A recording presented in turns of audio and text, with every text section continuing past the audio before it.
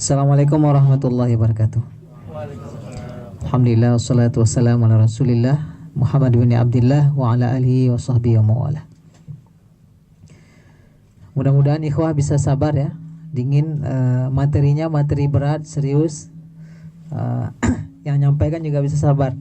Insyaallah.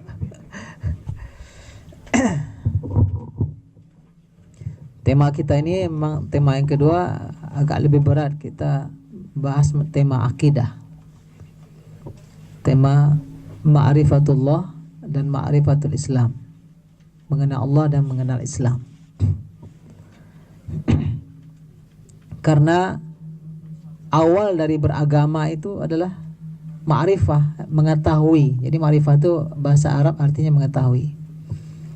Dalam surat Muhammad ayat 19 Allah berfirman, fa'lam annahu la ilaha illallah. Jelas sekali ayat ini mengatakan ketahuilah sesungguhnya tidak ada Tuhan selain Allah. Jadi pangkalnya itu adalah ketahuilah. Orang yang tahu secara benar maka dia akan bisa bertauhid secara benar. Tapi orang yang tahu secara salah maka dia akan salah dalam beragama. Oleh karena itu memang para ulama mengatakan awwaluddin, ada istilah-istilah para ulama, awalnya agama itu adalah tahu. Kalau tidak tahu, salah.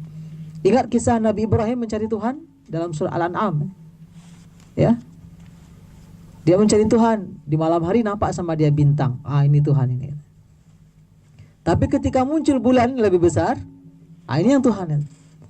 Tapi ketika datang siang dan bulan hilang, saya nggak suka yang hilang-hilang ini. Nampak matahari lebih besar lagi. Ini Tuhan. Tapi ketika sore hari matahari hilang kembali, akhirnya dia berlepas diri dari semua yang disembah oleh kaumnya. Ya. Baik. Dalam materi ini kita harapkan kita bisa memahami urgensi mengenal Allah dan syariatnya, dan mengenal tauhid dengan baik dan benar, dan memahami syariat Allah yang agung. 3 saja. Satu aja. Ini yang kedengaran.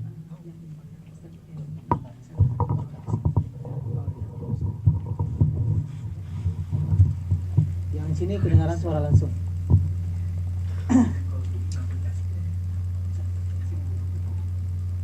Oh ini sedikit.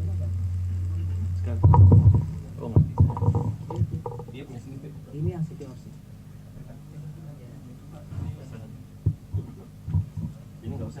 Ini ke sana kan? Itu yang usah.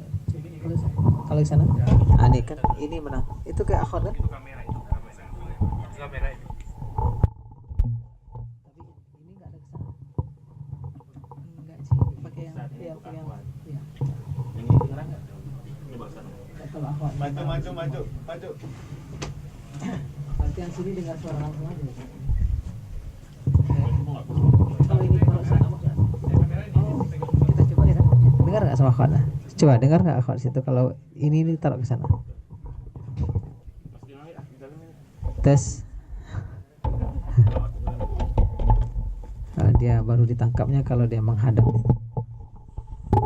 Iya begitu. Kedengaran nggak sama akhwat sana?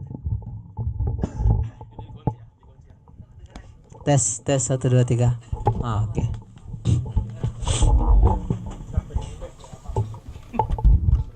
Ya. Itu namanya wasilah, perantara. Jadi 3 saja temanya. Kita mengenal Allah, kemudian mengenal tauhid, lalu mengenal syariat Islam. Ringkas. Kita mengenal Allah SWT setidak-tidaknya 2 cara kita mengenal. Dari makhluk ciptaannya dan dari informasi yang dia beritahukan kepada kita. 2 setidak-tidaknya cara kita mengenal Allah SWT. Kalau kita ingin tahu kehebatan orang Jepang, salah satunya dari melihat karyanya kan. Ya, dia bikin mobil, jadi tahu kita hebatnya yang membuat. Kita jadi kenal Allah dari ciptaannya.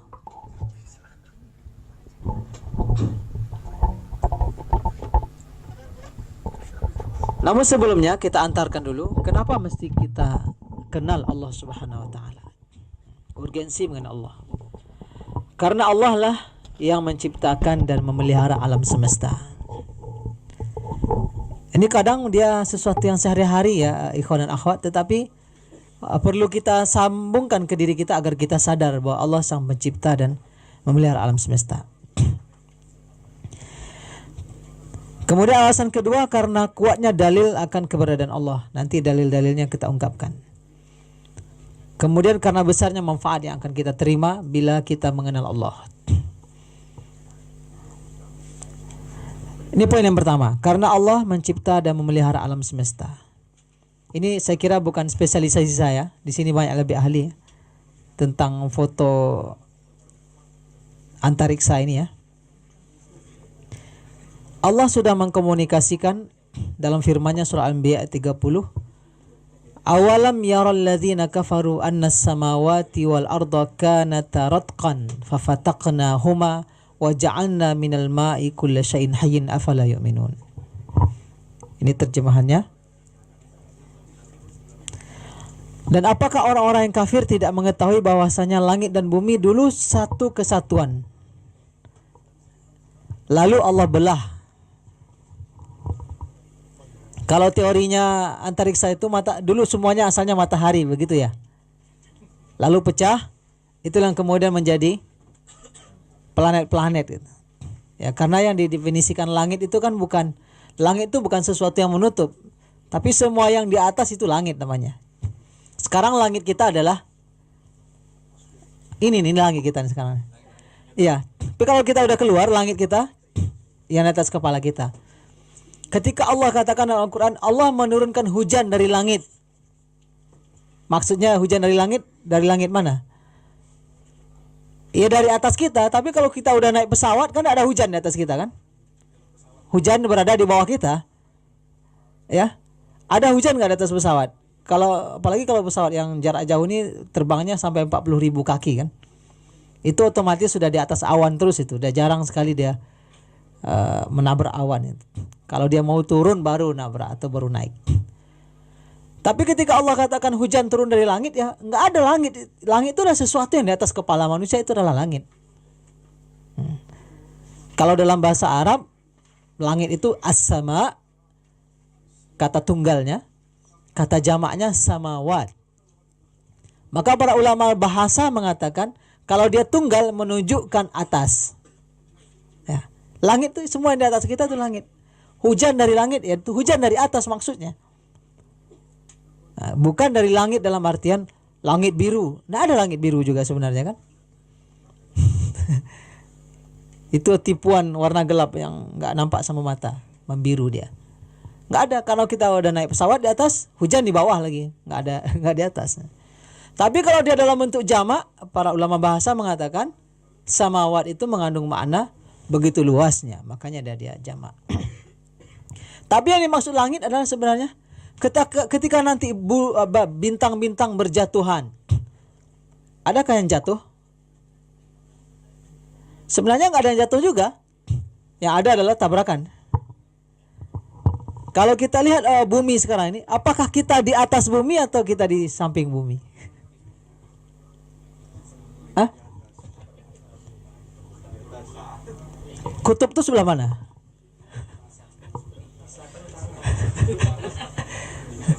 Ada orang canda-canda kalau kita melompat jangan tinggi-tinggi nanti ketinggalan.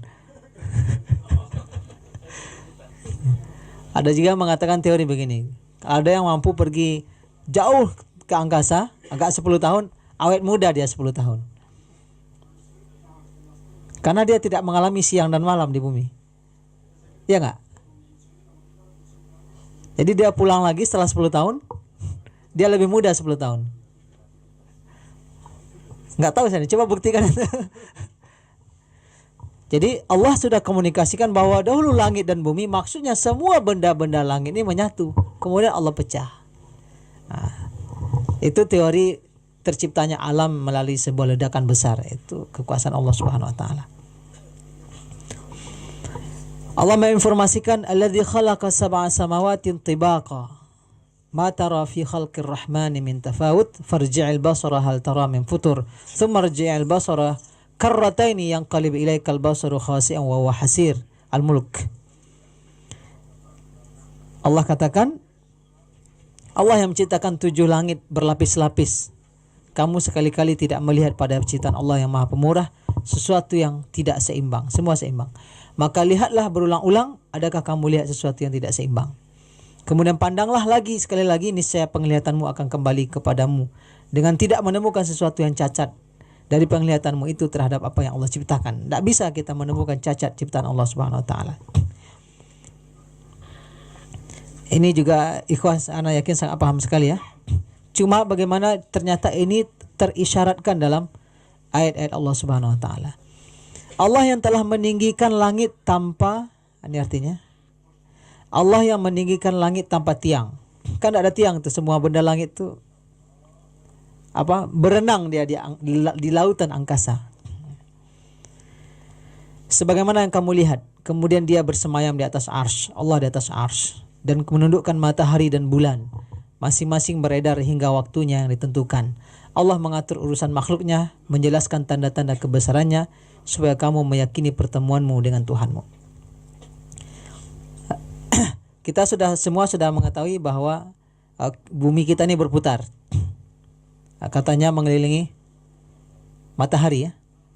Banyak ulama-ulama awal dulu karena ilmu belum sampai, mereka menganggap matahari yang mengelilingi bumi. Makanya terbit di timur dan di barat itu. Mataharinya yang berputar. Ulama-ulama awal wajar dia menafsirkan begitu, karena ilmu pengetahuan juga. Dia semampu dia menafsirkan waktu itu, segitulah. Tapi nanti mungkin ikhwah yang spesialisasi di sini bisa juga membuktikan. Ana sudah baca tafsir surah Yasin yang terkait la syamsu yanbaghi laha an tudrikal qamar walal lailu sabiqun nahar kullum fi falakin yasbahun. Enggak mungkin matahari mendahului bulan dan enggak mungkin siang mendahului malam. Masing-masing beredar pada garis edarnya. Dalam tafsirnya Ibnu Katsir mengutip sebuah hadis Rasulullah. Ketika seorang sahabat bertanya, "Ya Rasulullah, matahari terbenam pergi kemana dia? Menghilang? Kemana dia pergi?" Kata Rasulullah, dia pergi menghadap Allah, sujud di sana. Kalau diizinkan oleh Allah balik lagi, balik dia. Kalau tidak diizinkan, tidak balik dia. Lalu ulama menyambungkan ini dengan tanda hari kiamat yang besar nanti. Salah satu tanda kiamat yang besar yang 9 itu salah satunya adalah terbitnya matahari di barat. Dalam hadis-hadis yang sahih diriwayatkan bahwa terbit di barat itu terjadi setelah malam yang begitu panjang. Yang terbiasa qiyamul lail sudah capek qiyamul lail masih malam juga, belum pagi-pagi juga hari ini. Yang tidur sudah puas tidur masih malam juga, enggak siang-siang. Tiba-tiba pagi itu matahari terbit di barat. Hanya sekali saja, habis itu normal lagi. Hanya saja kalau sudah terbit di barat, tak ada lagi gunanya iman, tak ada lagi gunanya ibadah, tak ada lagi gunanya taubat, habis selesai. Yang beriman sebelumnya ya sudah, itu yang beriman. Yang kafir dan pendosa sebelumnya, buku sudah tutup, matahari sudah terbit di barat. Dalam beberapa riwayat diperkirakan masih 80 hari lagi usia dunia setelah itu. Nah, gimana menggabungkan hadis ini, hadis matahari terbit di barat ini dengan Rasulullah ditanya oleh sahabat, pergi kemana matahari kok hilang? Dia pergi ke Tuhannya sujud. Kalau diizinkan balik, balik. Kalau tidak diizinkan, sehingga digabungkan oleh para ulama, terjadinya terbit matahari di barat itu, matahari nggak diizinkan kembali dulu. Lalu saat diizinkan kembali dia melalui jalan perginya. Itu gimana menggabungkan dengan sains? Anas ini nggak tahu gimana caranya itu. Ya, yang jelas bumi ini terus berputar mengikuti matahari. Matahari pergi menghadap Tuhan, sujud di sana. Itu dari hadis. Tapi yang jelas Allah Subhanahu wa taala mengabari kita dengan hal-hal yang mungkin dulu tidak masuk akal lalu ditemukan. Sekarang belum masuk akal, suatu waktu akan ditemukan oleh manusia. Anak kira ini angka-angka ini sebagian kita yang backgroundnya sains akan memahami ya betapa begini. Orang Arab dahulu, orang padang pasir yang sederhana logikanya, dia mengatakan begini. Kalau ada jejak di padang pasir menunjukkan adanya orang yang lewat. Iya kan? Masa ada jejak orang gak lewat? Kalau ada tahi onta menunjukkan adanya unta. Gak mungkin tahi aja ada. Itu logika sederhana, orang gak pakai teori-teori tinggi itu. Nah, langit yang penuh bintang-bintang, bumi yang penuh lembah dan gunung-gunung, pasti menunjukkan ada yang maha kuasa. Nah, sekarang manusia menemukan angka-angka ini ya. Matahari dikelilingi oleh 9 planet. Ini matahari kita nih hanya satu di antara jutaan matahari di galaksi Bima Sakti ya. Kita di Bima Sakti kan? Lalu ada jutaan galaksi lagi yang terdekat dengan kita, Andromeda. Di kumpulan gugusan galaksi ini juga miliaran matahari. Angka-angka ini betapa agungnya yang menciptakan. Betapa maha dahsyat dan besarnya sang pencipta. Karena tidak mungkin itu semua terjadi begitu saja. Seperti teori Darwin itu. Datang aja dia. Tidak ada yang tiba-tiba. Karena teori sederhana tadi. Jejak menunjukkan ada yang lewat. Tahi menunjukkan ada yang punya tahi. Langit dan bumi menunjukkan ada yang menciptakan.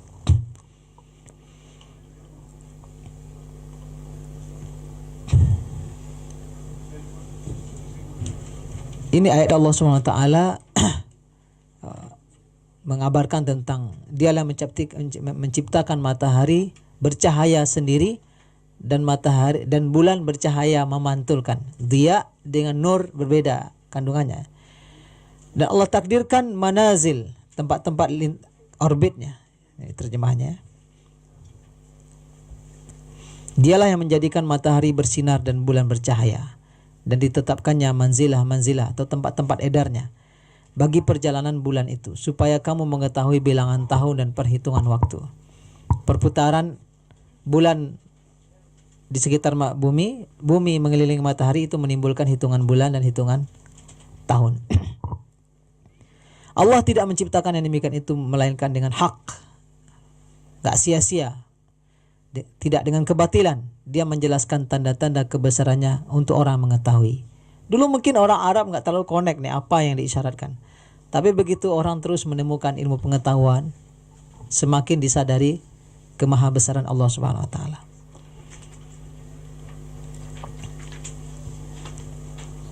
Allah mengabarkan tusabbihu lahus samawati sab'u wal ardu wa man fihin. Bertasbih kepada Allah semua di langit yang 7. Cara tasbihnya gimana? Beredar itu tasbihnya. Batu tasbihnya gimana batunya? Tasbihnya batu. Batu berjatuhan itu tasbihnya. Burung gimana tasbihnya? Mengepakkan sayapnya. Surah Al-Mulk ya. Awalam yarau ila at-tayri fawqahum saffati wa yaqbid. Tidakkah kamu lihat burung-burung yang sayapnya dikembangkan dan ditutupkan? Itu cara dia bertasbih. Air bertasbih, batu bertasbih, pohon-pohon bertasbih. Seluruh benda-benda langit ini bertasbih, yaitunya dengan berkeliling dan beredar. Tidak ada satupun yang lebih awal dari waktunya, dan tidak ada juga yang terlambat dari waktunya. Keterlambatan dan keterawalan akan menyebabkan tabrakannya benda langit ini, atau makna lainnya kiamat.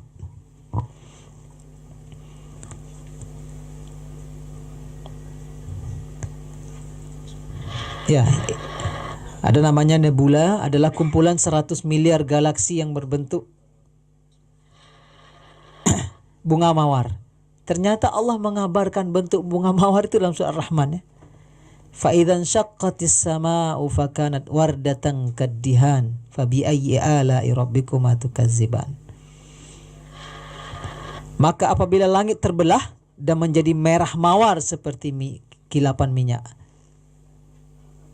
Jadi ini kan baru kemarin-kemarin ditemukan oleh para ilmuwan ini, seperti merah mawar ini kamera dengan pakai apa ini? Allah sudah mengabarkannya dalam surah Ar-Rahman ya.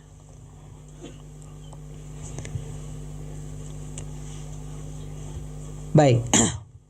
Dari sana kita sadari Yang pertama, bahwa Allah sang pencipta dan memelihara alam ini. Dia berjalan begitu rupa, tidak mungkin bergerak sendirinya. Kalau ada orang bisa memprediksi atau memberitahu kepada kita, tahun 2014 bulan Maret tanggal 29 akan terjadi gerhana total. Gerhana matahari total melewati Sumatera Barat. Kalau ada orang tahu itu, maka di balik pengetahuan itu adalah pengagungan kepada Allah. Kok bisa manusia menetapkan tanggal itu? Menunjukkan semuanya bergerak dengan teratur.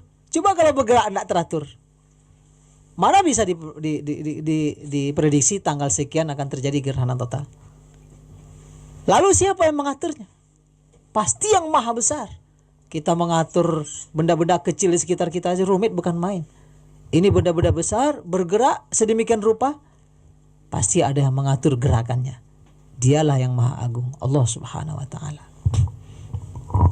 Nah, alasan kedua kemudian, kenapa kita penting mengenal Allah? Karena dalil yang menyebutkan tentang adanya Allah itu sangat kuat. Seperti yang tadi kita isyaratkan di materi pertama, manusia secara fitrahnya akan mengakui adanya kekuatan yang besar, adanya Tuhan. Di saat terdesak dia akan berkata, oh my God. Itu pengakuan, fitrahnya begitu. Juga dengan dalil logika yang tadi kita sebutkan,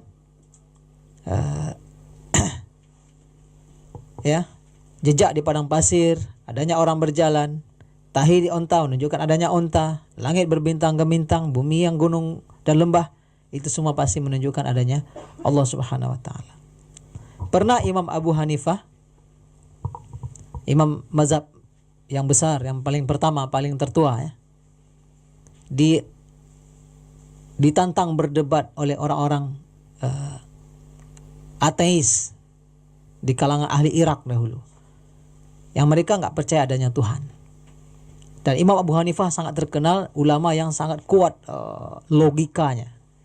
Memang ulama-ulama Basrah itu logikanya sangat kuat, sehingga mereka digelari kaum-kaum ahlur ra'i, ya, yang sering logikanya kuat. Jadi dia ditantang di hari yang ditentukan akan berdebat di depan khalayak ramai di daerah Basrah, di utaranya Kuwait. Lalu Imam Abu Hanifah di waktu yang ditetapkan, yang dijanjikan, belum datang-datang juga. Sementara orang-orang ateis sudah siap untuk berdebat. Udah lama ditunggu, nggak datang juga ulama yang besar ini, yang terkenal. Setelah lama dan bosan, baru datang Abu Hanifah. Dan dari penampilannya dia nggak merasa bersalah datang terlambat, datang santai aja gitu. Lalu marahlah orang-orang ateis ini. Katanya imam besar ditiru oleh umatnya. Ini janji aja nggak tepat. Lalu Imam Abu Hanifah mengatakan, maaf, saya sebenarnya mau datang tepat waktu, tapi saya tadi melewati Sungai Efrat, ya, di utara Kuwait itu kan ada Sungai Efrat. Saya tertegun tadi, ada sebuah kapal kecil atau perahu, nggak ada emang nahkodainya, tapi jalan sendiri belok. Ketika sungai berkelok, dia belok juga. Sungai belok kiri, dia belok kiri juga. Padahal nahkodanya nggak ada, makanya lama saya tertegun melihatnya, makanya terlambat sampai sini. Semakin marah orang ateis ini. Mana pula perahu bisa jalan sendiri, nggak ada nahkoda katanya. Kata Abu Hanifah, kalau kalian tidak percaya perahu kecil tanpa nahkoda, ini bumi dan langit ini berputar semuanya tanpa nahkoda, mana pula. Selesai perdebatan, kalah. Ya, belum mulai debat sudah kalah. Kalau perahu masih ada nahkoda, apalagi langit dan bumi ini pasti ada yang mengaturnya. Dengan begitu, tidak perlu pakai dalil, selesai. Orang ateis akhirnya mengakui adanya Khalik, sang pencipta. Baru kemudian kita mengenal Allah Subhanahu wa ta'ala dari informasi yang dia berikan. Allah menciptakan kita, makhluk-makhluknya. Tidak mungkin dia akan berinformasi orang per orang. Maka dia kemudian memilih orang-orang pilihan yang dinamakan dengan Nabi dan Rasul. Ya, dia dari golongan kita juga, bashar, manusia juga, tapi bedanya dengan kita adalah yuha ilaih, diberi wahyu. Awal-awal dulu manusia minta begini, laula unzila alaina malak, laula unzila alaihi malak. Kenapa enggak malaikat yang diutus kepada kami? Kalau malaikat diutus oleh Allah sebagai nabi dan rasul, manusia akan beralasan, dia kan malaikat. Wajar aja dia bisa patuh, bisa baik. Kami kan manusia. Agar tidak ada alasan itu, Allah kirim dari golongan yang sama.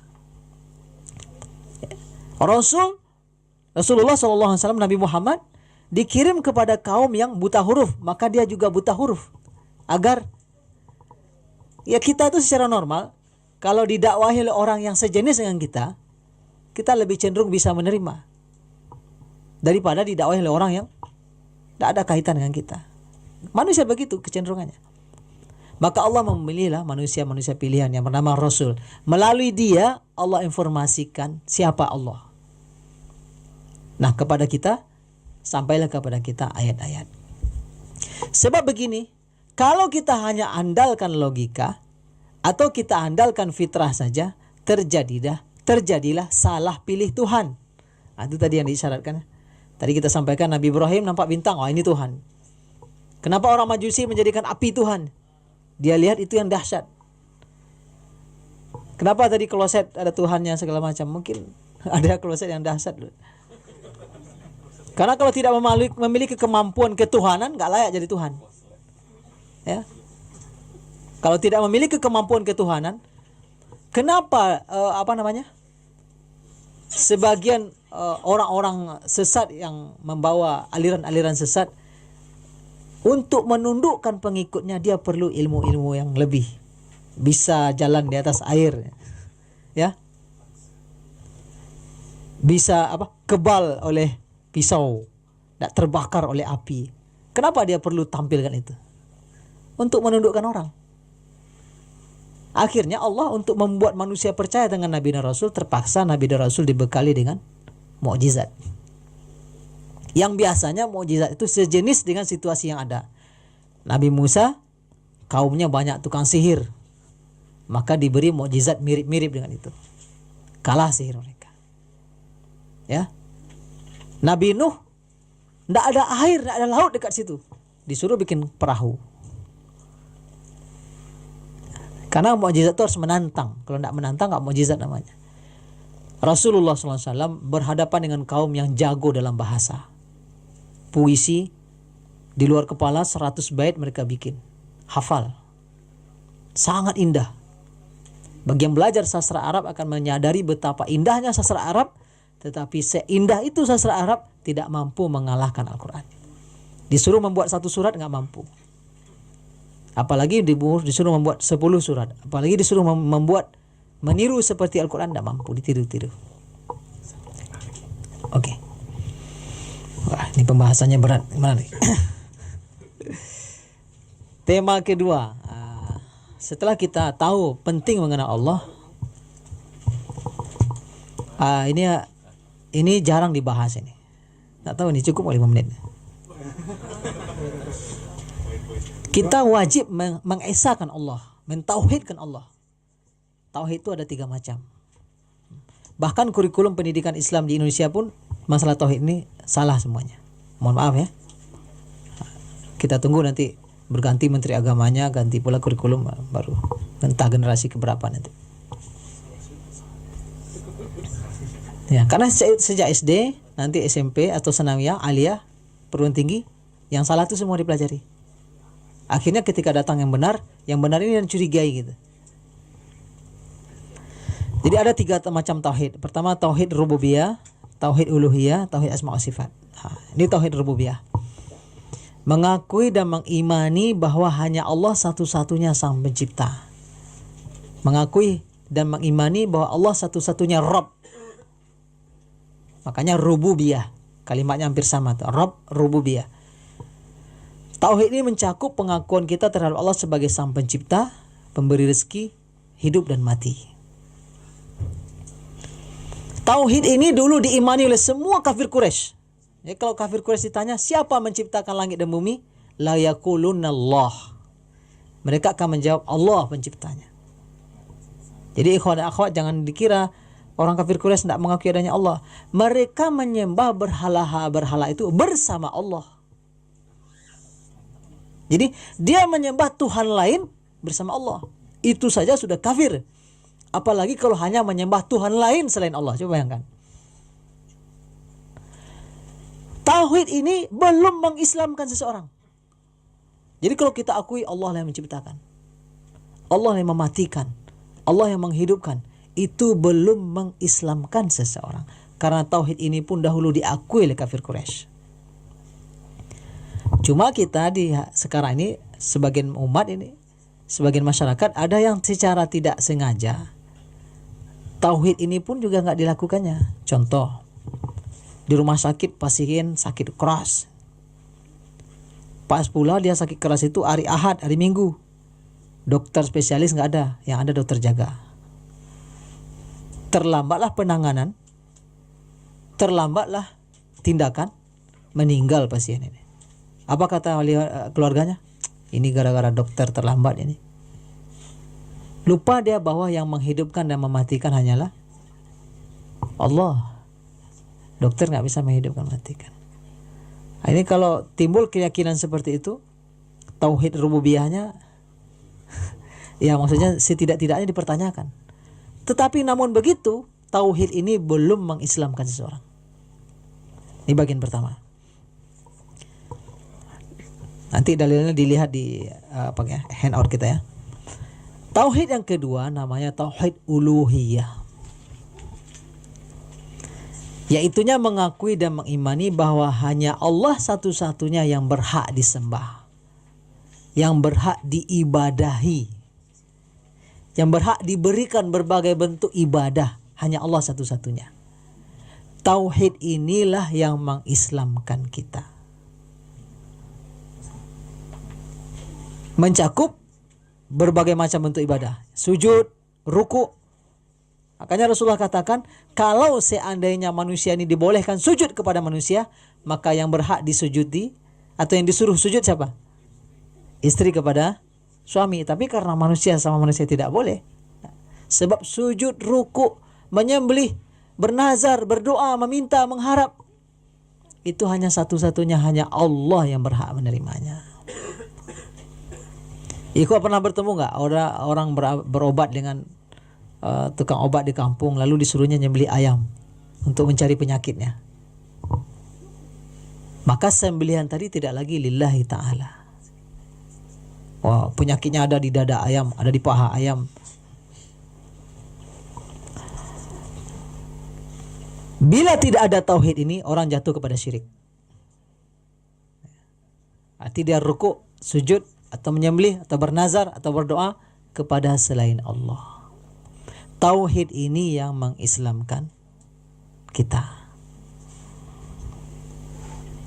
Oleh sebab itu, segala jenis ibadah hanya untuk Allah, hanya kepada Allah. Tidak ada ibadah kepada manusia.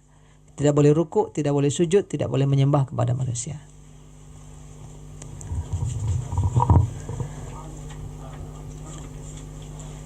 Ini yang kita baca dalam surat Iftitah kita kan, inna salati wa nusuki wa mahyaya wa mamati lillahi rabbil alamin. Salatku, ibadahku, hidupku, matiku hanya untuk Allah. Nah, yang ketiga ini agak sedikit lebih rumit, lebih kandungan ilmiahnya lebih dominan. Tauhid asma wa sifat. Yaitunya mengakui dan mengimani bahwa Allah memiliki nama-nama mulia dan sifat-sifat yang agung. Asmaul husna wa sifatul ulya. Asmaul husna kita udah akrab istilah ini. Satu lagi pasangannya adalah sifatul ulya. Allah punya nama, Allah punya sifat. Nama yang dia sebutkan bahwa dia punya nama itu, atau nabinya menyebutkan seperti itu, dan sifat yang Allah sebutkan bahwa dia punya sifat seperti itu, dan nabinya menyebutkan bahwa Allah punya sifat seperti itu. Nah, boleh kita tambah-tambah. Ya, nama-nama dan sifat-sifat yang Allah sebutkan dalam kitabnya atau Rasulnya menyebutkan dalam hadisnya yang sahih. Contohnya begini. Kita ingin memuji Allah. Setelah tadi kita saksikan Betapa teraturnya bumi, langit, bintang-bintang, indahnya. Di bulan tertentu ada kayak layangan gitu. Di bulan tertentu ada kayak model apa begitu. Selalu rapi begitu. Lalu kita ingin memuji Allah, lalu kita katakan, Allah sang misalnya arsitek jagat raya. Boleh nggak kita sebut Allah itu arsitek? Tidak boleh. Karena Allah tidak pernah menamai dirinya arsitek. Walaupun kita anggap itu nama kayaknya hebat gitu. Kita hanya boleh menamai Allah dengan nama-nama dia.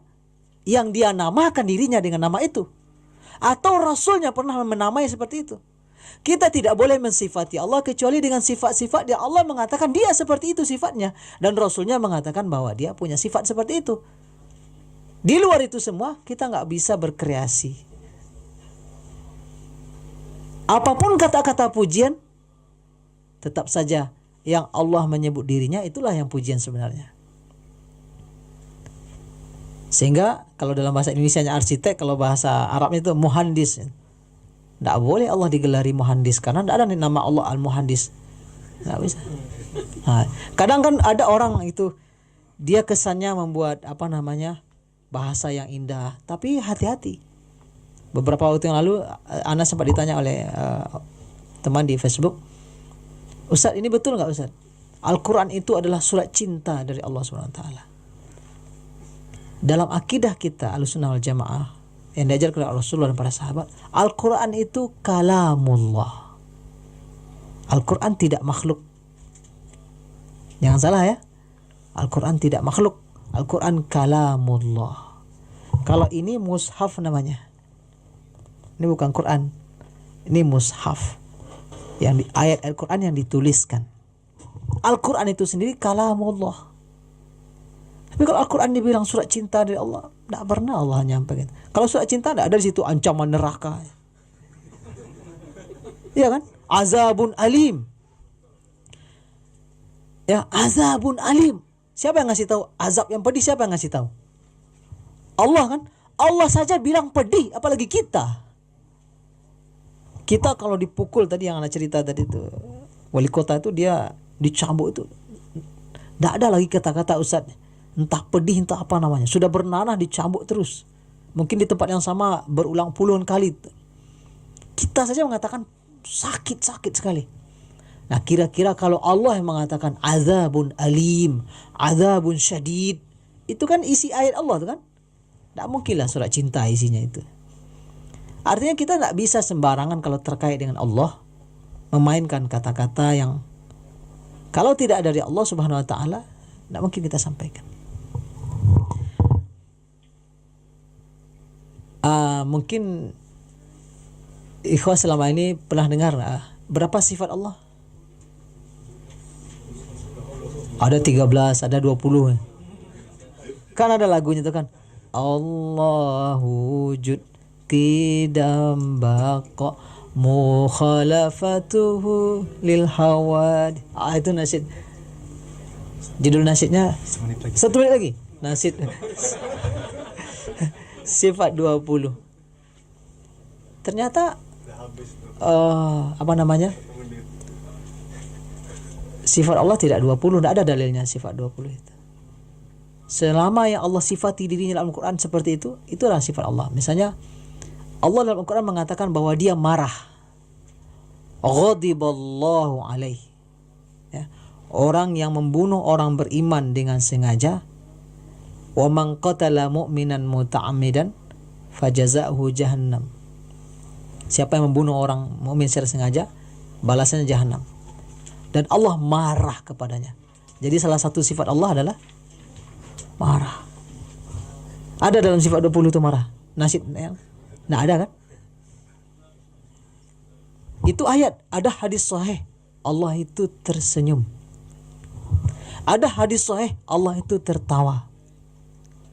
Tadi materi awal Anda sebutkan, apabila bertemu dua muslim dengan pedang masing-masing, dua-duanya masuk, si pembunuh dan yang dibunuh masuk neraka. Ada hadis satu lagi, si pembunuh dan yang dibunuh dua-duanya masuk surga. Gimana tuh? Allah tertawa dengan dua orang laki-laki. Yang satu membunuh yang satu. Dua-duanya masuk surga. Kok bisa? Yang dibunuh, dia dibunuh di jalan Allah, mati syahid. Masuk surga kan? Si pembunuh ini kafir. Kemudian dia tobat masuk Islam, lalu berjuang lagi di jalan Allah, mati lagi dia. Mati syahid juga dia kan? Berarti si pembunuh dan yang dibunuh masuk surga. Hadisnya sahih, bisa nanti kita lihat di sini. Allah tertawa. Berarti itu Rasul yang mengatakan. Apakah Rasulullah berbohong? Tidak. Berarti salah satu sifat Allah tertawa. Hanya saja tertawa Allah yang kita nggak sama. Buktinya ketawa kita sama kita aja beda. Ketawa kita sama kucing. Nah, waktu sih. Ya. Iya. Mau sholat. Oke. Jadi kita break dulu mungkin sini. Mau azan. Baik, waktu sudah masuk. Kita cukup sampai sini. Jazakallah khair. Assalamualaikum warahmatullahi wabarakatuh.